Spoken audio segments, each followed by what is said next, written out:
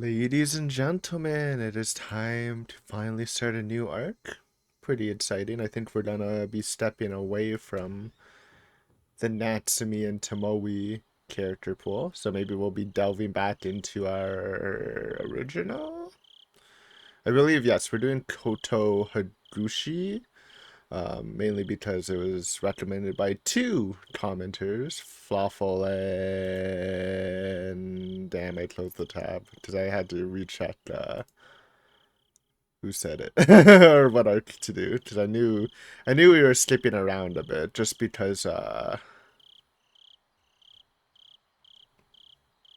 there's people mentioned it.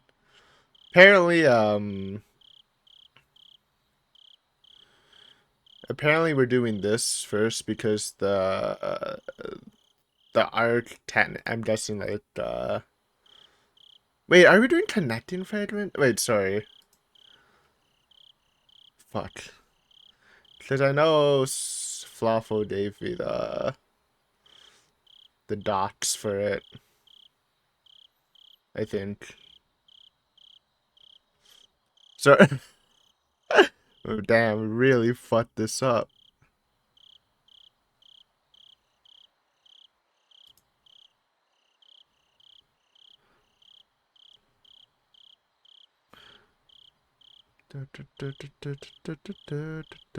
I don't even see the doc comment actually. I guess it's not like in the comments. I have to like manually search it because YouTube's fucked. Wait, no. Wait.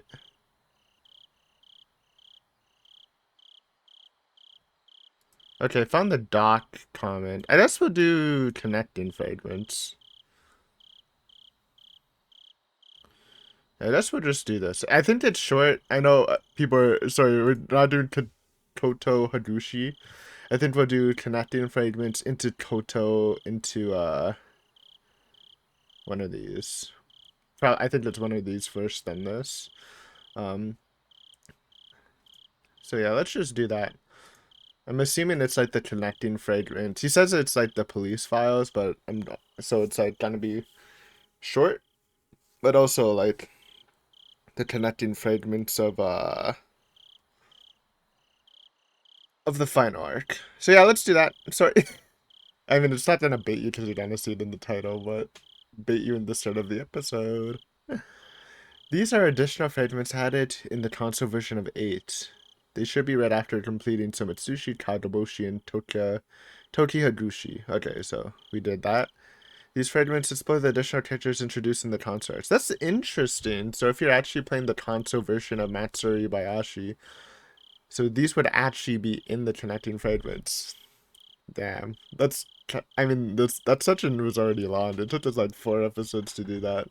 Wonder if that's a good thing or not. But I guess if you are a Chad console gamer, um, and you've read the main story and the console arcs like together, then I guess it would be pretty satisfying. I really, oh man, I kind of wish.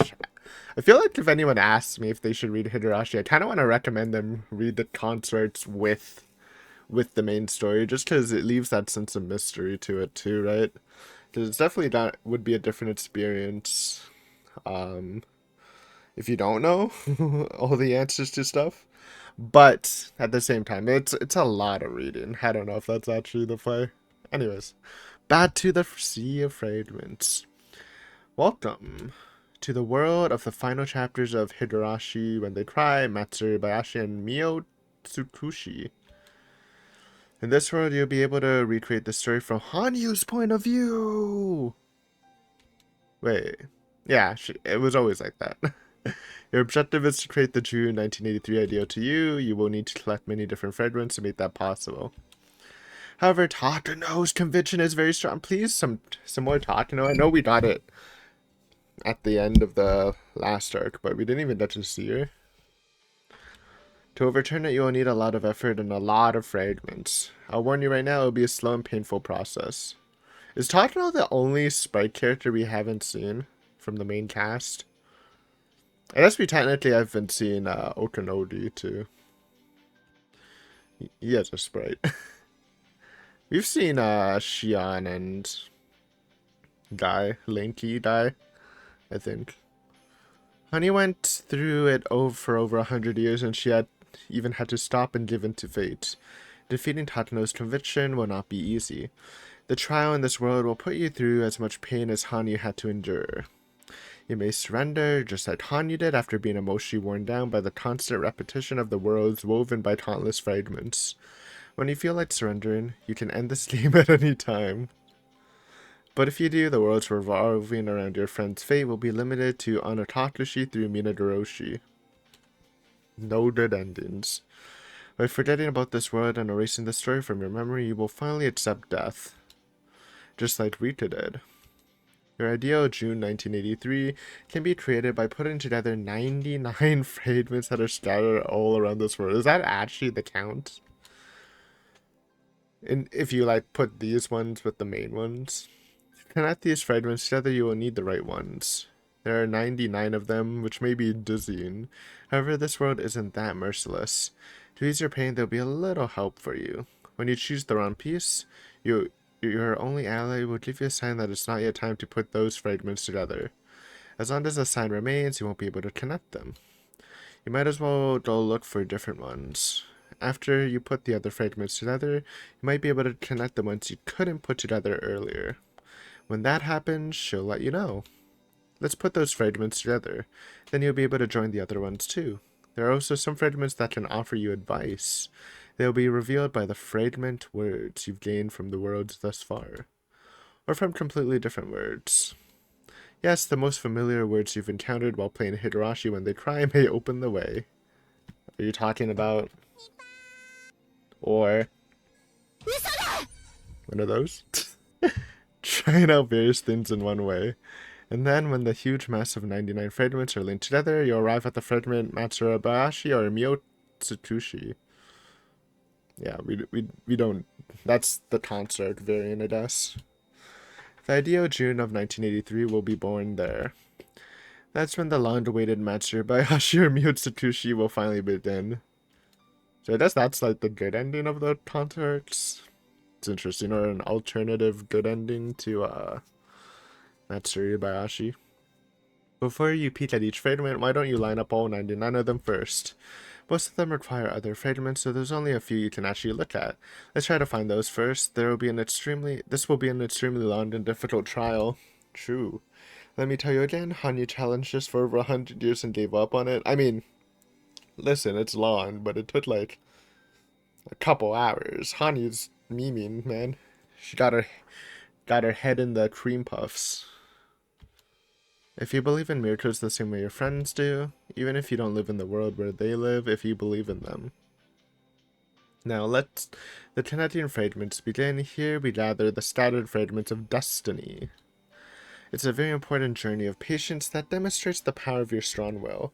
In this world, you'll be tested to see if you believe in the world that Rita and the others believed in. A miracle only happens when everyone combines their strength. The June 1983 created by Tatano is nearly indomitable. She's gathered many people whose powers are beyond the average person to her side, her backers being at the center of national authority. Even if 100 dice all rolled ones, there wouldn't be a chance to defeat her. In other words, a miracle is the only way forward. A miracle happens only when everyone combines their strength. And you are one of them. Me? Also, additional words have been prepared for those who finish reading these stories. One is Saitoroshi. These might be Higurashi Ray stuff, which we won't be doing until we finish all the consort, so look forward to that. That's next. Higurashi is not done after the consorts, because while we're going through the consort grind, Manga Gamer actually released Ray, which was surprising and fun. Did I already buy it? I think I might have just bought it on the spot, because obviously we're going to do it next. Let me just take a quick, cheeky little peek. If not, obviously we'll buy it.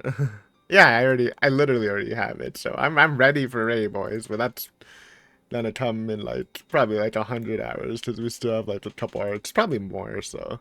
It'll be a while, but we'll get to Ray. This is a world that Rita never wanted to see. We didn't do this, right? Oh yeah, no. This is after, right? Yeah. It's a scary, spooky future. But in order to prove her true nature and her growth, this world must never be avoided. And the other is Koto Higushi. Yeah, we have that one. Wait, we have that one. That one's next. This is a world from the past that Hanyu herself has sealed from her own memory. Oh, it's a Hanyu POV. Okay, that's exciting. In the era when Hinamizawa was known as Ani Fuchi. We kind of know what happened to Hanyu, but guess we'll see it in greater detail. If you wish to know how she came to be known as Oyashiro-sama, you can catch a glimpse of that there. Here. However, her own memory has gotten faulty after so many years of wandering, so not everything is seen there may be accurate. Thus, I hope you may enjoy this world as it is. Are you ready? I'm more than ready. The key to a long journey is not to pressure yourself too hard. Well, let's take a light pace. I'll watch from my usual place. Shall we begin? We have all the time in this world. Let's meet again after you manage to bring peace to the entire world. Hee hee. Don't hee hee me. Put me in, coach. I'm ready to connect.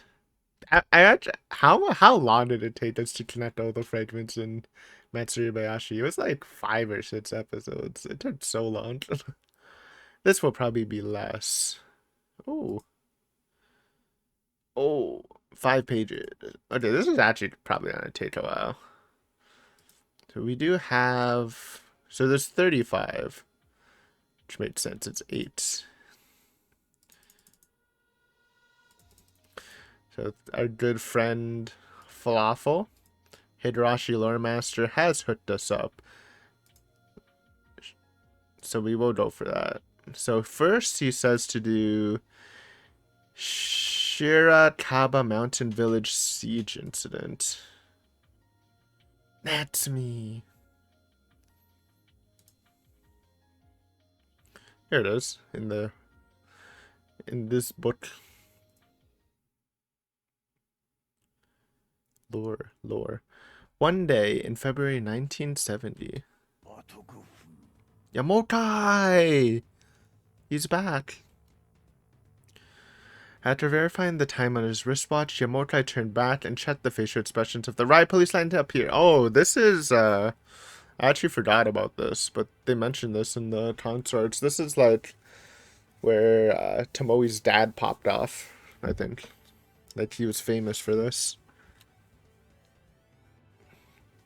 They stood in total silence, and every one of them had a sharp look in their eyes. Their faces were hidden behind their protective helmets, but they were filled with anger and a sense of purpose toward their mission. While standing in their bulletproof shields overlapping and their batons in hands. I don't know if you've ever watched, like, Japanese siege movies. Like, they're usually based on, like, that one, like, the communist time in Japan, where there's a bunch of, like, riots and stuff. But those movies go hard as fuck. And it's like, this is what I'm picturing, like, with this. I don't know if this is, like, based on that. When did that? Sorry. Japanese communist riots. When did this happen again? 1968 to 1969. What's close? 1970. Yeah, that area was crazy, bro. They were wilding. They stole... The riders, like, stole a plane. It was wild. There we did. Upon seeing that, Yamotai readied himself as well and turned forward once again. Right before his eyes was a privately owned resort facility, Shirakaba Mountain Villa. It was a small building named after the magnificent birch forest nearby, but the steep cliff-like slope of the mountain behind it gave it a nice view overlooking the distant Shinshu Mountains. In other words, the besieged criminals could overlook the entire hillside where Yamokai and his men were standing in wait, which is why, even though they had conducted 2 raids on the facility, the criminals successfully repelled both attacks.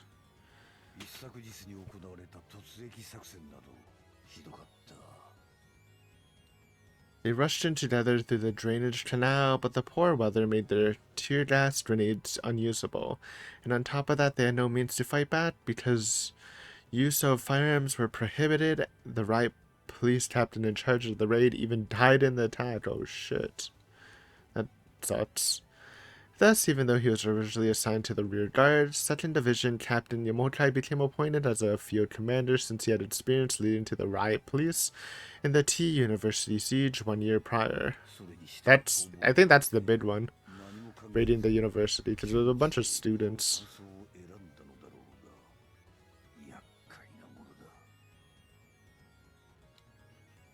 A siege defense is the most effective tactic for dealing with the disadvantage in numbers. And on top of that, the topography and presented disadvantages that made an attack difficult, so it would be very demanding to launch a raid without sacrifices. And what's more, not only did they have hostages, but the assailants robbed a gun shop during their escape, so they were armed too. Shit, eh? It was so cunning that even Yamokai, who had dealt with similar situations before, couldn't help but click his tongue in irritation. Meanwhile, the 1st Division squad members who experienced a fellow officer being killed were ready to beat the criminals to death if given permission. Yeah, that's understandable, but you shouldn't, but can see why they're mad. Let me crank up the volume a little. Oh, that went down. Sorry. There it goes. I think it was lower than usual. Just a tiny crank. Really, the fact that there was so little confusion even with the sudden change in command was evidence that of the intense hostility they felt toward the criminal group. True. They're slightly different, but I get the sentiment. Plus, as a member of the Metropolitan Police Department and acting under the National Police Agency, protecting the hostages and apprehending the perpetrators alive is Yamotai's strict duty. And that wasn't just for humanitarian reasons. It was to prevent the criminals from being defied as martyrs who died standing up to authority, and keep other extremist groups from looking up to them and seeing them as a reason to expand their activities. Smart. Additionally, people have a strong tendency to criticize police officers for shooting indiscriminately, so if one of the criminals was injured by gunfire, the firing officer may be accused of criminal activity.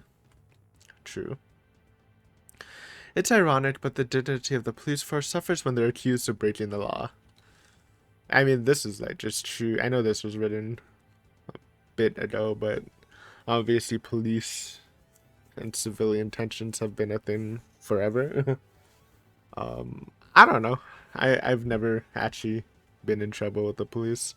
I wouldn't say I'm a police enjoyer, but I respect them.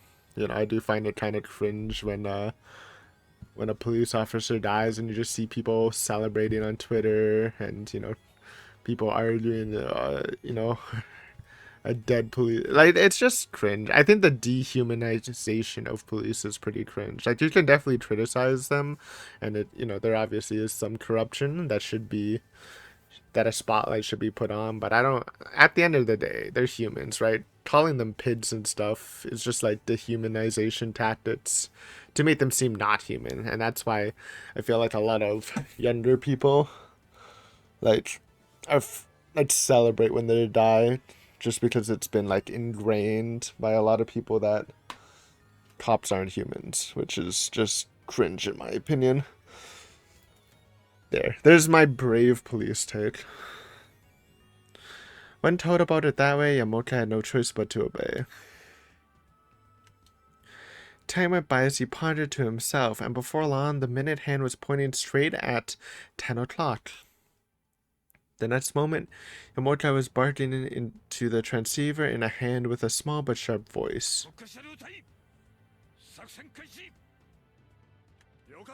Menai! Let's go. The moment he gave that signal, a crane truck cleverly hidden in the mountain recess emerged from the trees and began approaching the mountain villa. And hanging from the tip of the crane's huge arm was a massive iron ball, better known as a wrecking ball. As a special vehicle typically used for demolishing buildings that had been borrowed from a nearby construction company. And its role today was... Dude, this was in the movie I was thinking of. They literally used like... I don't know if it was a crane, but they used like heavy construction to break down the house. A sudden roar echoed out and the entire building shook, as the criminals inside were violently shaken and fell to the ground.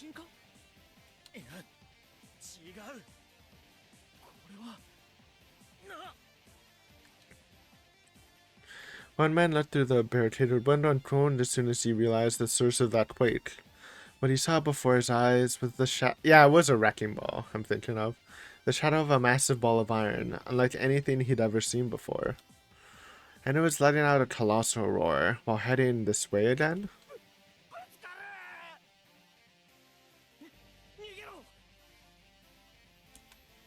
Forgetting to even bother shooting back, the criminals panicked and fled the area. The next moment, the barricade was blown away with the sound like a bomb going off. Thanks to the impact of the blow, 2 people were struck by the wall and fainted in agony.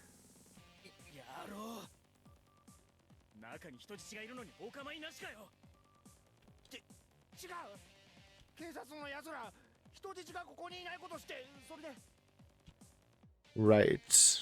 Thanks to the intel, a suicide corp found while investigating under the cover of darkness, and Mokai already knew the criminal group was stationed on the 3rd floor while the hostages were on the 2nd. Based on that, they obtained the blueprints of the mountain villa and carefully examined them to determine the best locations and angles to use the wrecking ball. The first location damage was chosen to prevent them from using the window to launch a counterattack. And next...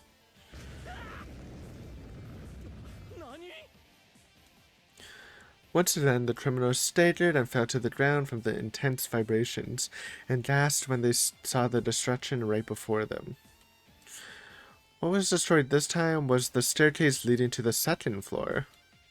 It became a total wreck, and it was no longer possible for even a single person to slip through there.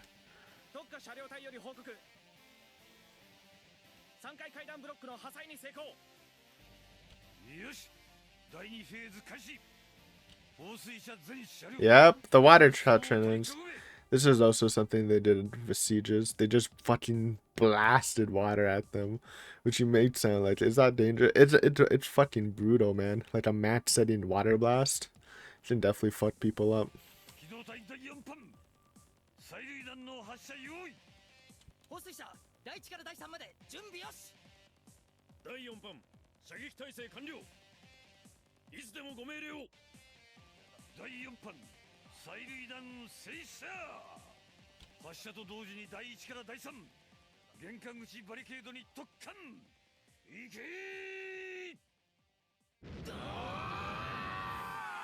Let's go.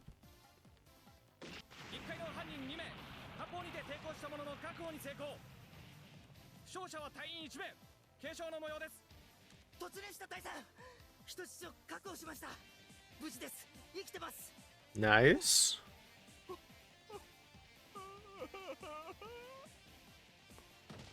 The landlord standing behind Yomokai immediately broke down and started crying as soon as he heard that report. One of the hostages was his wife. Is this scenario based on the movie? Because this is literally like what happened. Like the communist rioter university students, like they were on the run, then they went to like an inn or like in a building like near the mountains, and like it was like a hostage siege situation where he had the wife.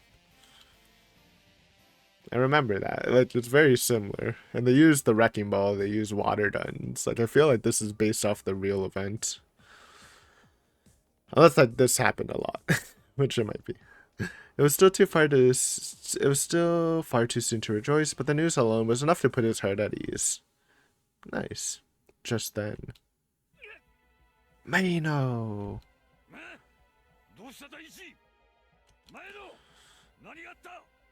You actually know who that is? I don't know. It was a moment of carelessness. As Squad 2 emerged from the slope of the mountainside to break the barrier on the 1st floor, Squad 1 led by Maino passed by them and used a ladder to invade the 3rd floor. And then they found the room where the criminals were holed up, and the moment they all prepared themselves for a simultaneous assault, Another one of the criminals who just happened to be taking care of something else emerged from behind them.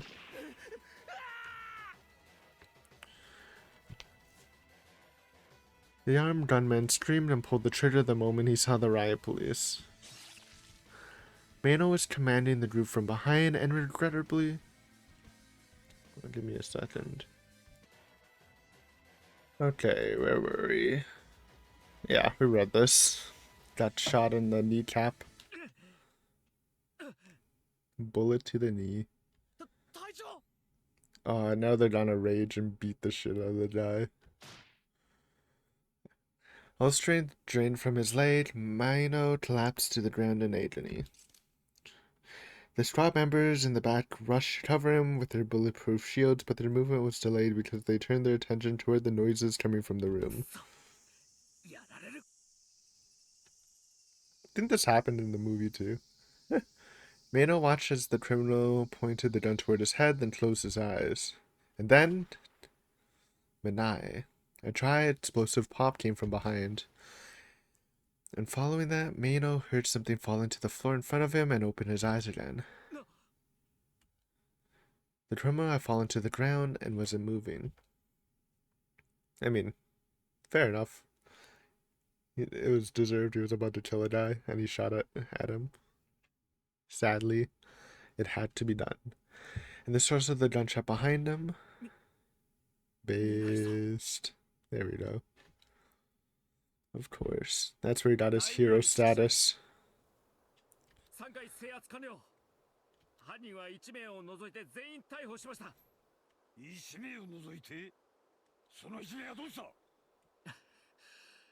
I know it looks bad for press, but literally, it's not a cleaner shot in the world. 犯人グループのうち1名が部屋を離れて紹介に当たっていて背後を取られました。それに狙われた私を守るため部下見ない警部補が発砲。撃たれた対象は現時点で心肺停止状態です。Immortai couldn't help but sigh after hearing that report. He didn't lament his subordinate's mistake. He cursed his own failure to come up with an appropriate strategy, which gave him no choice but to act accordingly.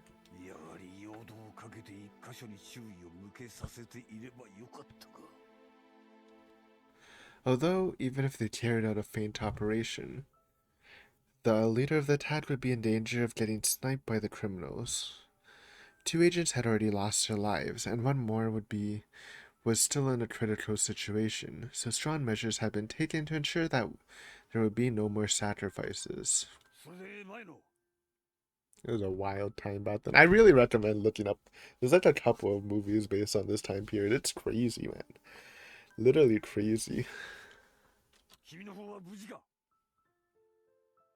すみません。膝を打たれました。しかし命には別状はありません。それより。ああ、分かっている。それ以上は言うな。とにかくすぐに救護班を用意させる。ご苦労だった。Immortai cut off the transceiver after saying that. And then he watched the riot police escort the criminals this way as the media flocked to take pictures.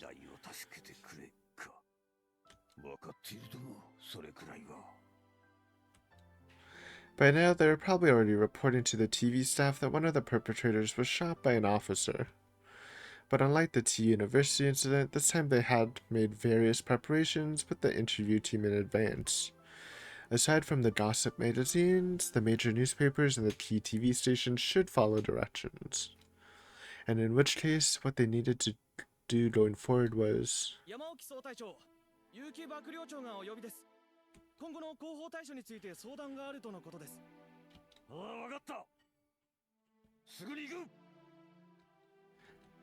Now, from this point on was the true opportunity to exercise his skills. He couldn't let an exceptional detective be sacrificed just to appease humanitarians. True. Also, I realized if there's 35 of these, then this is like maybe a little more than half of the original connecting fragment. So we're probably gonna be here for a while. I predict at least like 2 or 3 episodes, maybe even 4, which is fine. That was a good one. Kind of nostalgic. It literally is just that movie. That's really good. Let me find Communist Riot movie. There's like two. Uh, certain recommended if you're interested in that time period. It's not Night and Fog. Is it Night and Fog? No, that's from 1960. Japanese. I guess it would be Riot Siege movie. It's definitely not Battle Royale. Why is this so hard to find? Whatever, you can probably find it on your own. Can't be that hard. Alright, next we have Karuyamotai. Let's go. That would be... yeah, right here.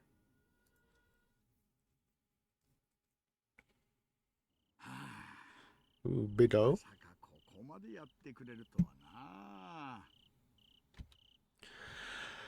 I gulped down some warm alcohol. I still haven't tried warm sake, man. I have the kit. I should really try it. Maybe I'll try it this weekend. I literally have like this kappa, uh, warm sake, like ceramic thing used to heat it up that my dad gave me. Might be kind of sick. I gulped down some warm alcohol and let out a long sigh while shaking my stomach to release the tension. Delicious liquor and delicious hors d'oeuvres. I'm an hors d'oeuvre enjoyer for sure. I like my favorite is like sausage rolls though. I know that's like the basic kind of trashy hors d'oeuvres, but classic one. You know, definitely better than the hot dog one. What's it called? Like pigs in a blanket. That's even that sausage rolls for life. Okay. My tongue had grown accustomed to the cheap sake and stews served at bars, so this was clearly beyond my means. Even when I received the invitation, I never dreamed that the Metropolitan Police Department would show such generous hospitality, and I felt a twinge of regret for showing up empty handed.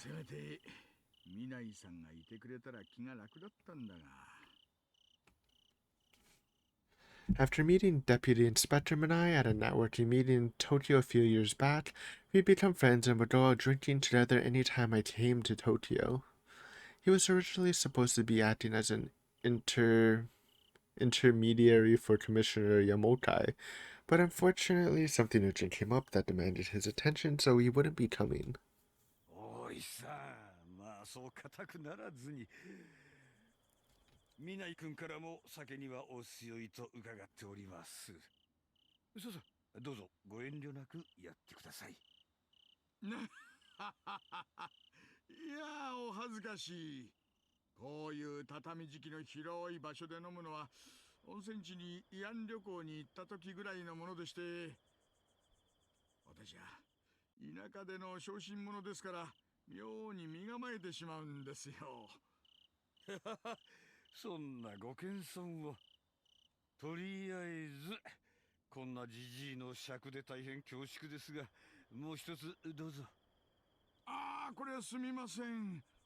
おっとっとっと、ああ、Having a いい good 匂い time. だな。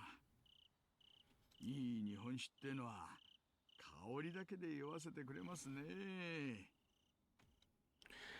The commissioner poured some warm alcohol into my cup as I said that, and I took another drink.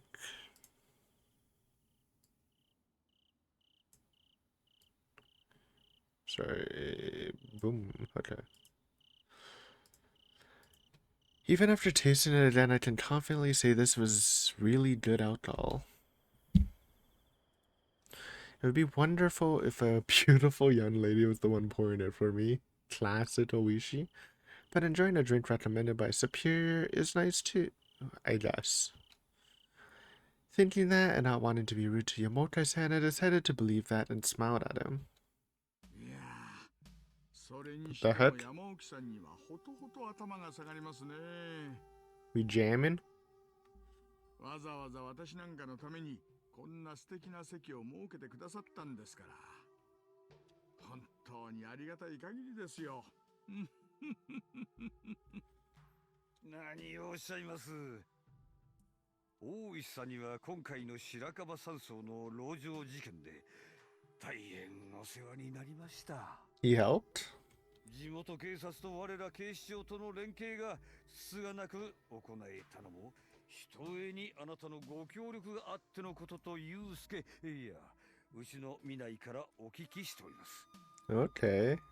彼の分までお礼を言わせてください。いやいや、私は別に大したことなんてしていませんよ。ちょいと脇腹をつついて冷やかしてやっただけです。偉そうに見せようとふんぞり返るのも結構ですが、武装した犯人にはそんなハったりは通じませんよってね。Compared to MPD investigators and riot police who are used to dealing with violent criminals on a daily basis, the folks at the Prefectural Police HQ weren't just lacking in skills and equipment, but courage too. It's beyond reckless to expect people like that to brave the danger of going up against hold up armed criminals using hostages as shields. In fact, I was ready to smack the person responsible upside the head when I heard they hadn't even distributed bulletproof vests to investigators from the get-go.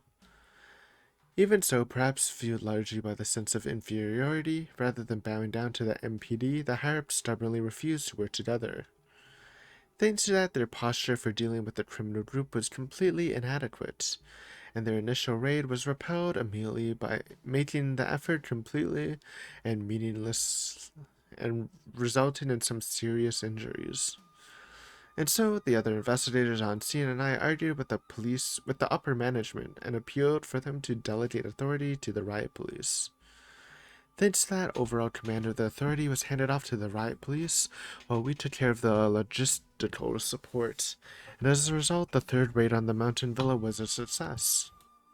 大石さんたちが県警の方々を説得してくれなかったら山荘への突入はさらに遅れていたでしょう。そうなれば中で囚われていた人質の身はさらに危険なものとなっていたに違いない。実際身柄を保護した管理人の奥方は衰弱が激しく精神的なストレスもあって現在も長期入院を余儀なくされていますからね。お気の毒な話です。私たちが覚悟をもっと早いところで決めていたらと思うと。いやいや、あなた方は十分やってくださいました。その方のご主人も無事の救出をとても喜んでくれましたし、犯人の逃亡も阻止できました。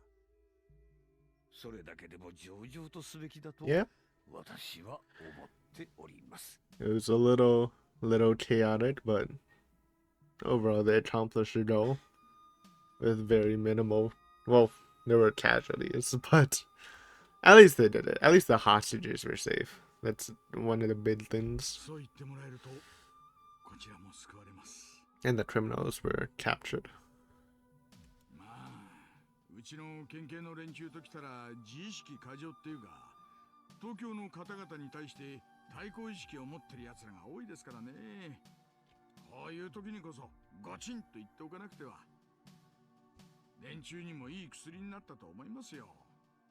いえいえ、本来なら我々警視庁も県警の方々の立場を尊重してことを進める予定だったんですがね。あれ以上もたもたしていると人質の安否はおろか、Yeah. 犠牲者がさらに増えていたかもしれない。 It's good to like starve. I mean, obviously you're not starving them out, but it definitely takes its toll on their mental, them being holed up there. But with hostages, it's pretty dangerous, I think. 申し訳ないと思いつつも苦渋の選択でした。そのあたりをぜひ皆さんにもご理解いただけましたらありがたいです。ねえ、分かっていますって。捜査一課長と公安課長にはちゃんと話をつけておきますから。どうぞ休んじてお任せあれなんてね。Okay.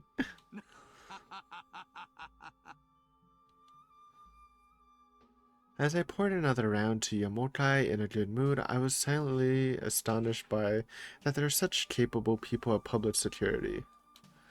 The 1st Division Section-Chief at Prefectural HQ and the Section-Chief of Public Security were actually old Mahjong partners of mine.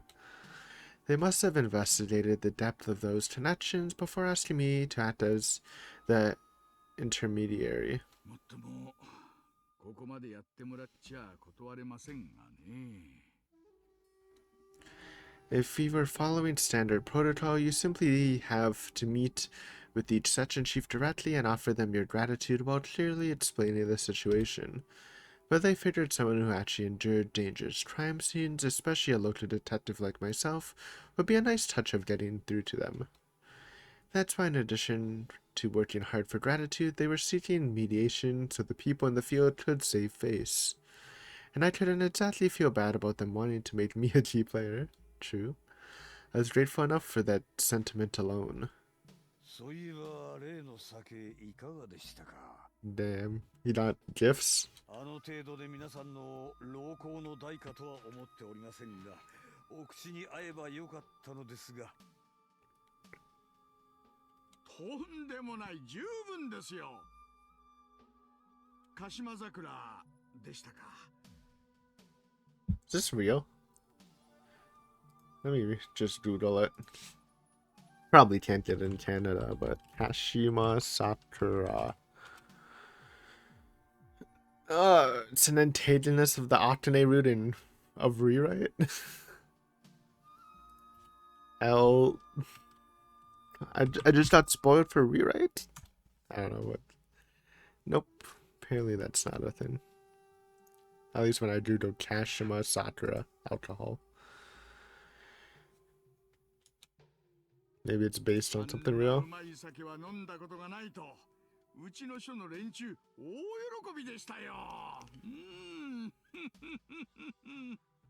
実は南井の地元になかなかの酒蔵がありまして。 And this is what Tomoe gave Oishi when they went to whatever it's called, Okonomiya. 私は時々買い付けているんですが、いやー、なかなかのものです。部下たちも勝手に封を開けて飲んでしまうくらいで、最近では見つからないように隠しているくらいですよ。な Based. お気持ちはよくわかりますよ。 This is a secret to everyone, but I actually swiped one of those bottles. No, 2 bottles, but I gave one of them to my mentor as a show of gratitude. Okay. Good one. He was a heavy drinker himself, so he was thrilled with it. にしても残念ですね。ぜひとも今夜はその鹿島桜の酒蔵を南井さんに教えてもらいたかったのに、休養が入っちまうとはついてないですよ。いやいや、申し訳ありません。あいつも今日の会を楽しみにしていたのですが、ちょいと本店に呼び出されまして、上司も松葉杖をついて一緒に上京しています。上司？ The one that got shot. ああ、気の強いエリートさんですね。 Oh, I suddenly recalled the face of the talented young man who stood beside Detective Minai. His name was... that right, I was sure it was Maino. His rank was Chief Inspector, but since he was in the career group and passed the National Civil Service exam, he was far younger than his subordinate Minai-san. He was a bit hard to get along with, but he had guts and a wild spirit. He was quite a remarkable young man. いやー、勇敢さはなかなか大したものだ。ああいう高学歴の方は鉄砲の音を聞いただけでブルっちまうもんだと思ってたんですけどね。自ら危険なチームの指揮を買って出るなんてベテラン刑事でもなかなかできることではありませんよ。いやいや、勇敢と無鉄砲は違いますよ。突入の際は周辺の紹介を念入りに行うようにと命じていたのに、低たらくですから。一時は肝を冷やしました。そういや、突入時に怪我をされたそうですね。Oh. でも、杖つきでも歩けるってことは大事がなさそうで、 I don't know why I said, 大丈 oh. 夫じゃないです I か。 thought it was implying he got injured before the gunshot, but no, it's not about the gunshot. ええ、Okay, at least he can recover. 見ないのおかげでね。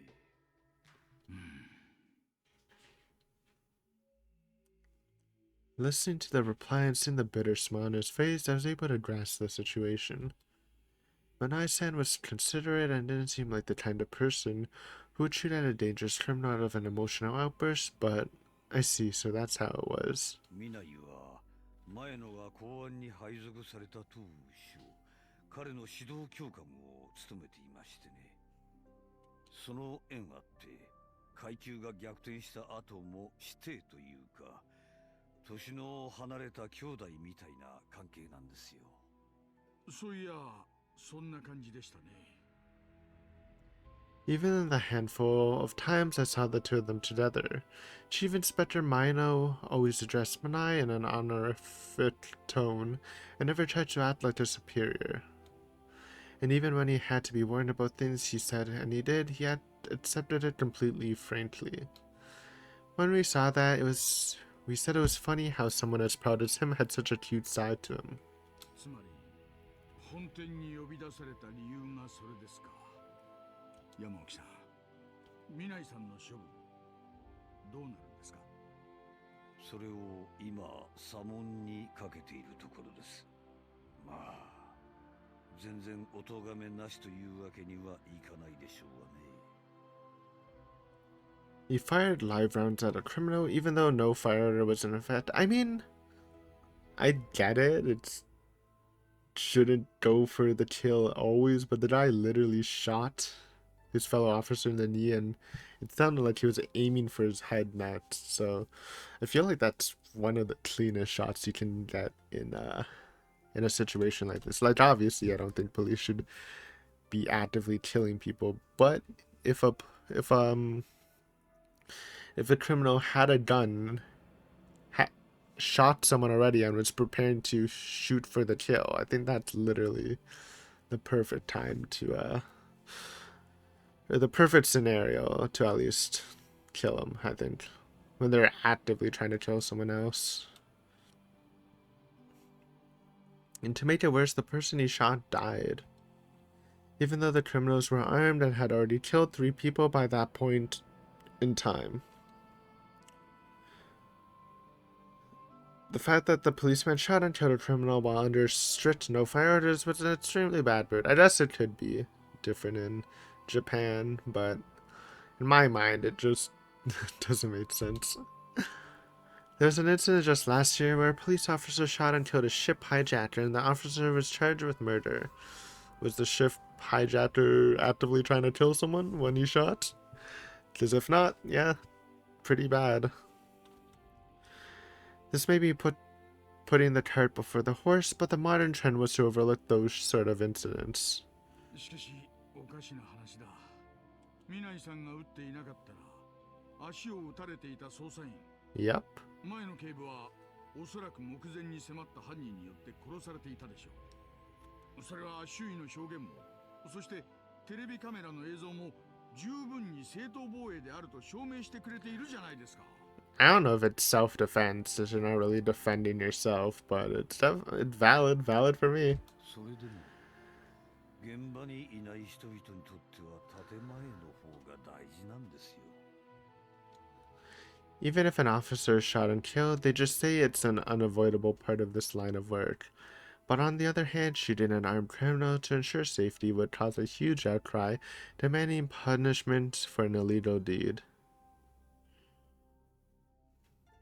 Honestly, the sad thing is I can actually see that happening in today's world, which is just, it's annoying, man. Like I said, I'm not a police enjoyer. I don't really care about that stuff, but it's just cringe to me, man. Were they police VIPs or politicians? I don't know who said it first, but neglect of the people in the field had its limits. True. True. Some of the strong proponents of the democracy consider police officers and soldiers like guard dogs or hunting dogs and forget their actual human lives while spouting off their ideas, know their delusions. That's what I'm saying, dude. At least talking more from like a higher up perspective of people like just love dehumanizing police when they're just working a job, man. Those people are human too. Of course, they consider their parents, siblings, their wife, and children more important than their job. True. What on earth guarantees them their rights, their pride? じゃあやはり南井さんは免職ですか。 Luckily not, but いえいえ、そこまではさせませんよ。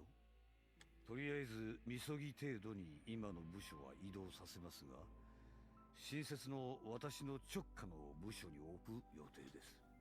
ちょうど彼には担当してもらいたい事件がありましたから、ね。 ooh, the secret case? それで大丈夫なんですか。 Oh, I mean, no, he's just using that as an excuse to put him under him. 確か以前ヒージャック犯を射殺した刑事さんは刑事告発されて罷免。 It sounds like such... 何人かがお辞めになられたと聞きましたが。 It sounds like such a different scenario. 何、私たちとて指を加えて黙っているわけではありませんよ。そもそも彼らに危険を負わせて命令を下す権限は彼らの公庫の憂いを取り除く義務を果たしてこそ担う資格を得るものと私は思っています。なればこそその行動に正当性を保証するのが私の役目。全力でもって南井のことを守るつもりです。すごいな。 There's no sarcasm there. I seriously admire him. After all, unlike the so-called elites, the real elites have great resolve and strong compassion. Even in the siege operation, when it was overwhelming to see all the subordinates acting beyond their duties, to the point I felt totally outclassed, it was only natural when they had a boss like that. そういや、南井さんが撃ち殺したっていうあの下道野郎、名前なんて言いましたっけ。確か滝口和則。 Just trying to come back? Is this revenge for... Oh my god, was his death revenge for killing this guy? 東都大学の学生ですよ。 Yeah. It's fucking the student communist riders. T 大学籠城事件の時にもあの顔を見たことがあります。 I guess this is gonna come back somehow. Oh shit, are we actually gonna learn the mystery? That Tomoe never learns, ever, but we will. Okay, we'll do one more. Yeah, this is gonna take a while. But don't really want to go too deep. Next we have Lowell scandal. Oh, okay, so this is the medical thing that we touched on in the last arc. So it'll probably be here. This seems like, well, I was gonna say it seems like police stuff, but I don't know, man. Here it is, Lowell scandal. There's no indicators of which in order it looks like. I guess if you just clicked something wrong. Number 1, incident summary. What is the Lowell scandal? It's a series of medical incidents that occurred from the late 1960s into the 1970s, where mild to moderate psychiatric patients who were prescribed the Placel A medication began exhibiting abnormal behavior. It also refers to the scrutiny of the drug evaluation process after it was revealed that the board reviewers were receiving large bribes in an international corruption scandal. Placil A was created by a certain foreign company called Lowell Pharmaceutical, and it was originally developed to treat mental illness, in particular to combat anxiety and depression in patients. It received a lot of attention as a potential silver bullet for treating depression, which was otherwise regarded as an incurable illness. However, it was found that the drug often induced side effects when taken, and it was considered dangerous from the start. In Western countries, especially in Northern Europe, it wasn't classified as a dangerous drug, but it still had been classified as an approved medication either. Nevertheless, it was approved as a licensed drug in Japan in 1962 and intended to be used by medical institutions as a wonder drug for treating mental illness. Such a big category to just define in like a single group, which was a major social problem at the time. But in 1970, the side effects of placebo A and the accompanying litigation were taken up as an agenda by a certain country's government. Canada? No, I'm joking. In response, it could be that. In response, a survey was conducted to determine if there was any similar cases observed in Japan, and surprisingly enough, there were quite a few incidents involving personal damage. They found the number was even in the thousands. And it was an abnormal situation because of the number of doctors who handle mental illness was far smaller than those handling other illnesses. The government ordered the Ministry of Health and Welfare to immediately revoke the approval of Placile, and for all distributors of the medication from Lowell Pharmaceutical to immediately halt sale and perform a recall on the medication.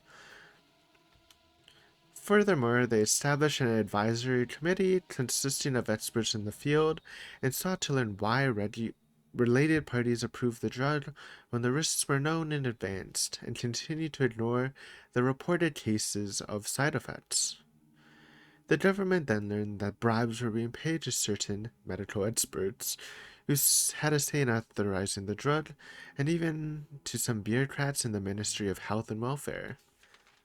2. Why did the incident happen before approval? All the drugs to be handled by Japanese medical institutions, including pharmacies and hospitals, were obligated to go through an approval process with the Ministry of Health and Welfare to be classified as sanctioned medication. The safety and efficiency of the products is evaluated by the Central Pharmaceutical Affairs Council, an advisory body working for the Minister of Health and Welfare. Council members include Ministry of Health and Welfare staff and experts in the medical field, such as professors from medical universities and other medical personnel, and the medication cannot be sold in this country without their approval.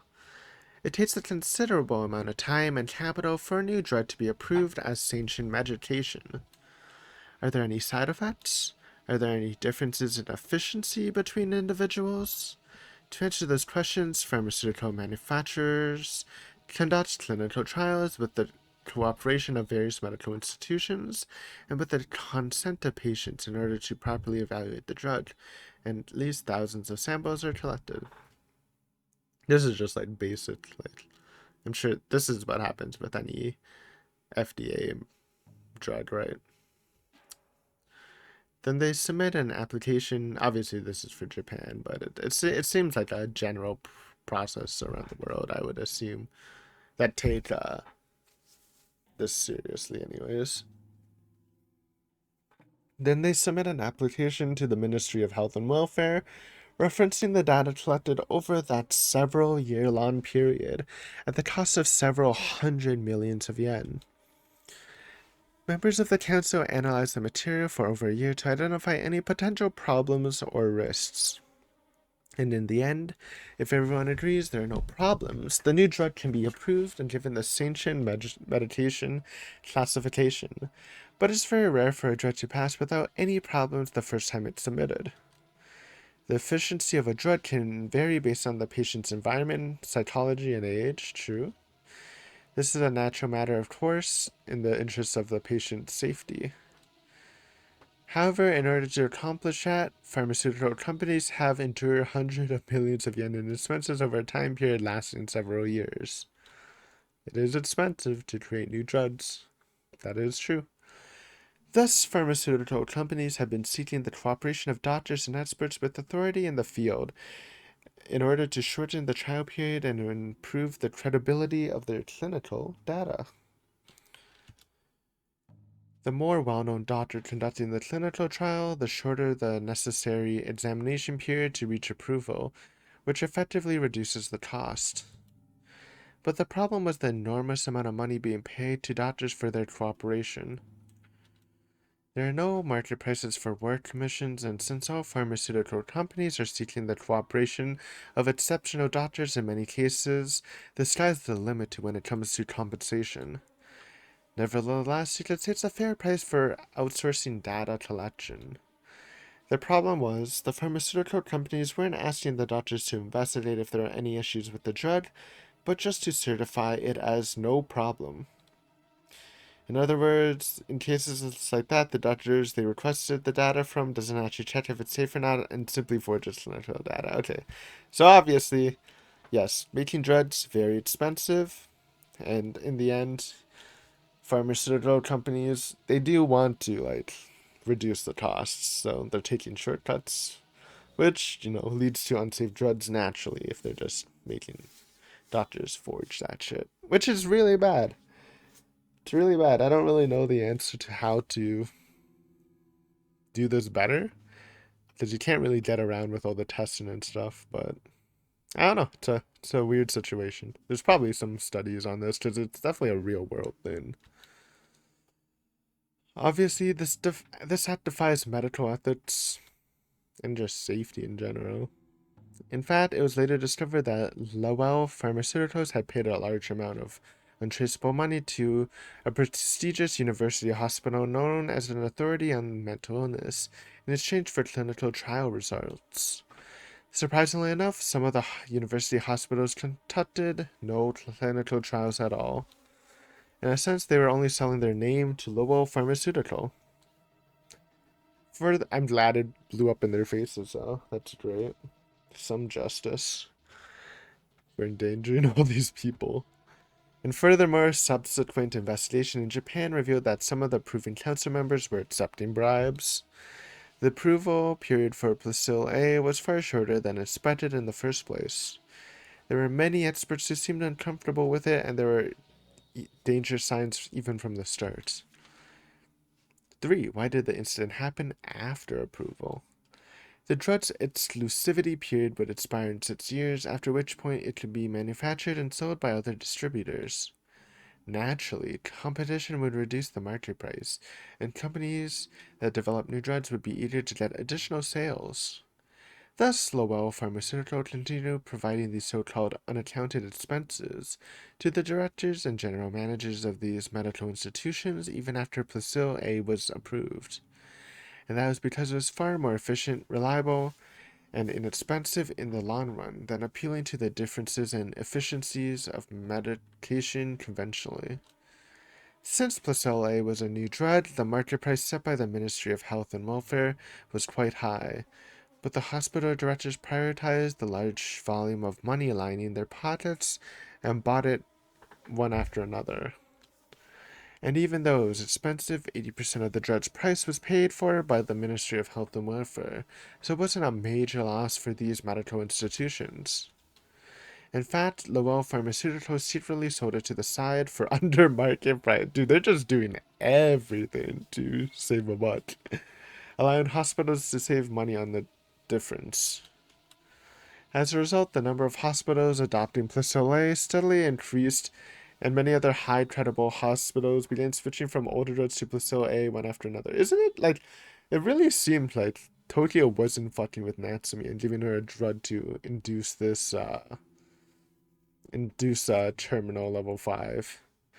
I feel like, is it L5? Yeah, it's L5, right? Or L4. Whatever the max one is. I feel like it's just that this giant corruption fucked up in the drug industry where some clinics, and specifically in like more rural areas where Natsumi was located, and still use this drug. And that's what fucked her up. Though, to be fair, Tokyo could be using this drug purposely to cause problems like that, but it could also just be just a fuck up, which is kind of funny. It was a vicious cycle. 4. Results. The problems listed above came to light one after another thanks to the Government Advisory Committee's investigation. Many of the council members resigned as a result, and doctors closely involved were arrested and imprisoned on suspicion of pharmaceutical affairs, law violations. Additionally, the doctors who accepted bribes from Lowell Pharmaceutical were at the very least demoted, and in some cases even stripped of their license. Deserved. And a few years later, Shigeru Onuma. This we've seen that guy. That was the guy running where not Natsumi, Tomoe's old boyfriend worked for. The deputy director of the Ministry of Health and Welfare's Pharmaceutical Affairs Bureau at the time was arrested on charges brought to the light by a whistleblower. Or maybe it wasn't. No, never mind. It definitely wasn't. However, Onuma died in prison before investigators could determine the extent of his involvement or if he was even involved at all. The cause of death was allegedly exasperation of acute liver disease, which he had been suffering for several years. At present, suicide and conspiracy theories are still considered as possible explanations, of course.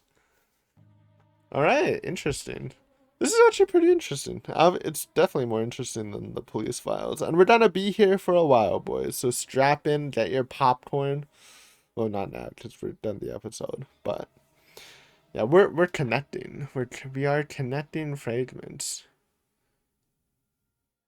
But yeah, thanks for watching, guys.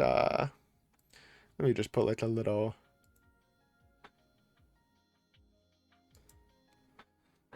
Oh wait, I can't. Can't edit it. Well, I'll just remember. We're on number 4. Actually, I should just put that in a notepad.